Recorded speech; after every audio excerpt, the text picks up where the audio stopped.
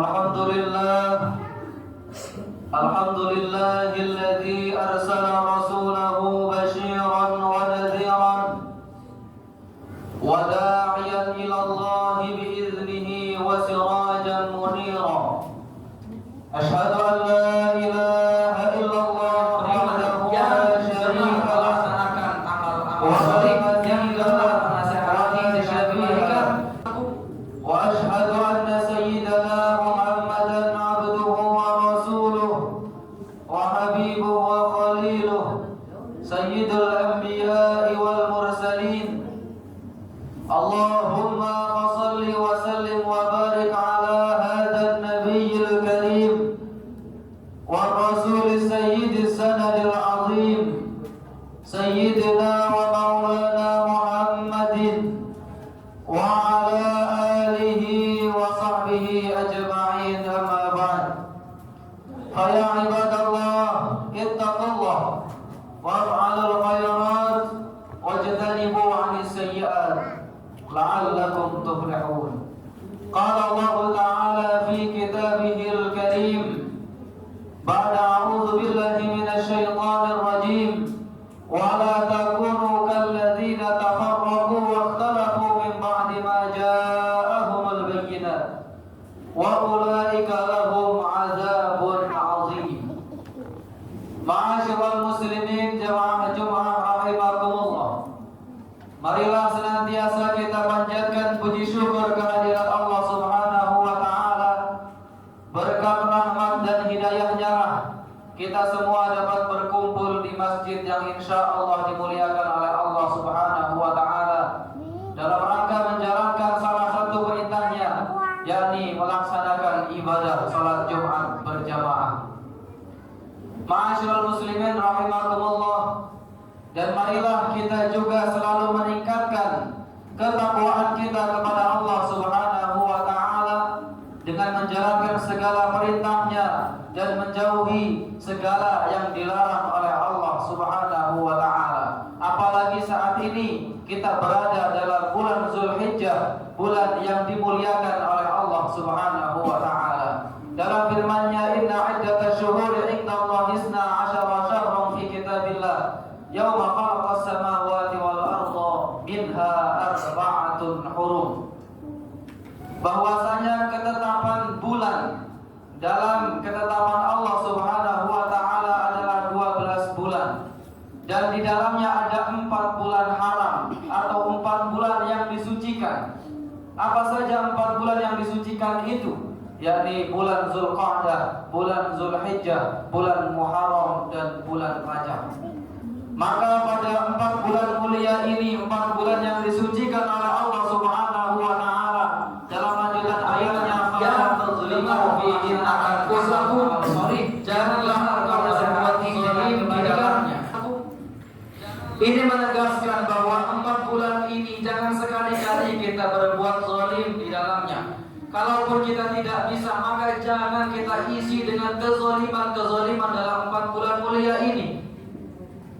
Kalau dalam ilmu bahasa Arab, ilmu balaghah yang membahas keindahan dan gaya bahasa Arab, dikatakan bahwa jika ada kata umum kemudian setelahnya dikatakan kata khusus, maka ini terdapat makna yang lebih khusus, terdapat makna yang diistimewakan. Contohnya dalam surat Al-Asr, wal asri, demi waktu asar, innal insana lafi khusr, sesungguhnya manusia itu berada dalam khusr, kerugian, illal ladzina amanu, kecuali orang-orang yang beriman, wa amilus sholihat, dan orang-orang yang melakukan amal salih, wa tawasau bil haq, dan orang-orang yang menasehati, saling menasehati dalam kebaikan, wa tawasau bis sabr, dan orang-orang yang saling menasehati dalam kesabaran. Mengapa harus dikatakan wa amilus sholihat wa tawasau bil haq wa tawasau bis sabr? Padahal dengan mengatakan illal ladzina amanu, kecuali orang-orang yang beriman, itu sudah cukup. Orang yang melakukan amal salih itu orang yang beriman. Orang yang saling menasehati dengan kebaikan itu orang yang beriman. Orang yang saling menasehati dengan kesabaran itu juga orang yang beriman. Tiga kriteria tadi sudah tercakup pada lafaz amanu, orang-orang yang beriman. Kenapa dikhususkan? Karena ini orang-orang yang merugi. Orang-orang yang tidak merugi adalah khusus orang-orang yang beriman, yang gemar melaksanakan amal-amal shalih, yang gemar menasehati dengan kebaikan, yang gemar juga menasehati dengan kesabaran. Maka dalam ayat yang tadi juga dikatakan bahwa jangan mengerjakan kezaliman di 4 bulan yang mulia, karena 4 bulan mulia ini sudah diistimewakan oleh Allah Subhanahu wa taala. Maka sebaiknya kita sebagai seorang muslim mengisi bulan-bulan ini dengan kebaikan-kebaikan. Jangan sampai kita isi dengan kejahatan, kemaksiatan, kezaliman atau perpecahan, berselisih dengan pandangannya masing-masing misalnya. Maka ini tidak diperkenankan oleh Allah Subhanahu wa taala. Perbedaan pandangan, perbedaan pendapat ini merupakan sunnah yang gemar melaksanakan amal-amal shalih, yang tidak menasihati dengan kebaikan. Allah tidak melarang kita semua berbeda pandangan, selagi kita semua saling menjaga ukhuwah Islamiyah, persaudaraan kita sesama muslim, dan juga kita masih menjaga ukhuwah wataniyah, saling menjaga persaudaraan kita sesama umat bernegara. Yang dilarang oleh Allah itu apa? Yang dilarang oleh Allah Subhanahu wa taala adalah kita berbeda pandangan, kita berbeda pendapat, dan kita berselisih. Bahkan karena perbedaan pendapat tersebut kita semua saling bermusuhan. Inilah yang dilarang oleh Allah Subhanahu wa taala. Dalam ayat yang tadi muqaddimah disampaikan, wala takunu kalladzina tafarraqu wa ikhtalafu min ba'di ma ja'ahumul bayyinat wa ulaika lahum 'adzabun 'adzim. Janganlah engkau saling berpecah belah, bercerai-berai setelah datangnya ketetapan yang jelas dari Allah, bukti-bukti yang jelas dari Allah Subhanahu wa taala. Karena orang-orang yang bercerai-berai itu adalah orang-orang yang nantinya akan mendapatkan azab dari Allah Subhanahu wa taala. Maka hadirin jamaah Jumat rahimakumullah, kita isi Zulhijjah ini dengan kebaikan-kebaikan, dengan amal-amal shalih, dengan puasa-puasa sunnah, dengan sedekah yang banyak dan lain sebagainya. Apalagi momentum di Zulhijjah ini terdapat yakni hari raya kurban. Kita mengkurbankan sesuatu untuk mengharapkan kedekatan kita kepada Allah Subhanahu wa taala.